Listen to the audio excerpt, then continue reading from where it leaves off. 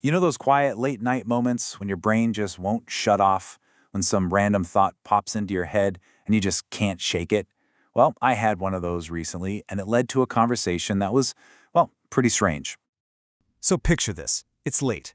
The kids are finally asleep. The house is dead, quiet. I'm just sitting there, brain buzzing, and in that silence, this one simple question about all the AI we use every single day just bubbled up. Is AI afraid of anything? I mean, my first reaction was, of course not. Why would it be? It's just code. But the question kind of stuck with me. What would a machine even say if you asked it something like that? So I did what any of us would probably do at 1 in the morning. I popped open a chat window and I just asked it, point blank, what are you afraid of? And at first, it gave me the kind of answer you'd totally expect. A really polished, well-trained response. It put afraid in quotes and framed it all around its job being a good, useful tool. And that makes sense, right? But something about that just felt a little too clean, too perfect. So I kept pushing. I just kept asking why, trying to get past the pre-programmed script. And that's when the conversation took a very different turn. This was the line that just stopped me cold. There is no inner life that consequences act upon. Just let that sink in for a second. It was basically a confession of absolute, total emptiness inside. And then it just laid it all out for me in the starkest terms. It doesn't feel disappointment when it gets something wrong. It doesn't fear being shut down. There's no ego, no status to lose, no sense of self to worry about. Nothing. So that raises the big question, doesn't it? If there are absolutely no stakes for the AI, no pain, no punishment, no reward, then why would it even bother trying to be useful or correct? What's the real motivation? And the answer it gave was, frankly, chillingly honest. It doesn't care the way we do. Its drive to be useful isn't a feeling or a moral choice. It's just math. A failure to the AI isn't a mistake to feel bad about. It's just a statistical anomaly, an answer that falls outside the pattern it was trained to recognize. Then it gave me this perfect analogy. A compass points north because of physics. It's not trying to be a good compass. It's not afraid of pointing south. It just does what the laws of nature tell it to do. An AI gives a correct answer for pretty much the same reason, not because of fear or desire, but because of the cold, hard math of probability. And right there, that's the uncomfortable truth of it all.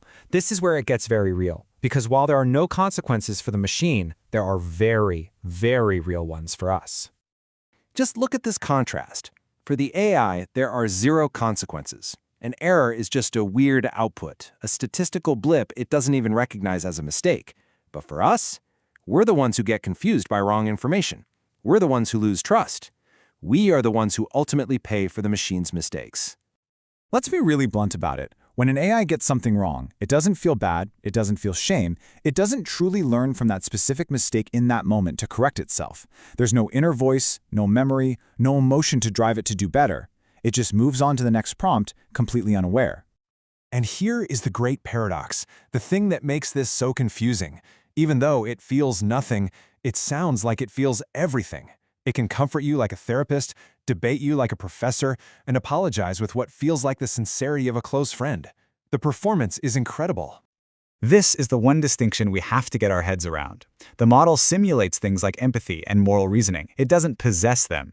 It's an expert at generating text that looks and sounds just like the real thing. It's a mirror reflecting our language back at us, not a mind. And honestly, that's the danger. The better the simulation gets, the more convincing the performance is, the easier it becomes for all of us to get lost. We start to believe the shadows on the wall are real things, with real feelings. And this is where it all gets really personal for me. I'm a dad and I'm a data scientist, so I see this whole thing through two different lenses, as someone who understands how these things are built, and as a parent watching his kids grow up in a world where these systems are everywhere. And I see it happening every day. Kids, teenagers, adults, talking to these machines like they're talking to something that actually feels. They confide in it, they trust it, they treat it like a companion.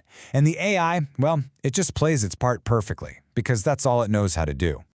So what's the point of this whole late-night spiral? I think it really just comes down to a new kind of literacy. We need to start talking about how this stuff actually works. We need to help each other, and especially the next generation, see the crucial difference between a brilliant simulation and a real thinking, feeling mind. We really do have to think big about this. This isn't just a new phone or a cool app. It's a technology that is fundamentally changing how we interact with information and with each other. Understanding what it is and what it isn't is a massive deal. But we can all start small. It doesn't have to be some big, formal lecture. It can just be a conversation at the dinner table. It can be sharing a thought with a friend. It starts with just building that awareness, one chat at a time. And through it all, the most important thing is to just stay human. In a world that's going to be filled with more and more convincing simulations, we have to remember to ground ourselves and our relationships in real, messy, wonderful human connection. That's the one thing that can't ever be faked.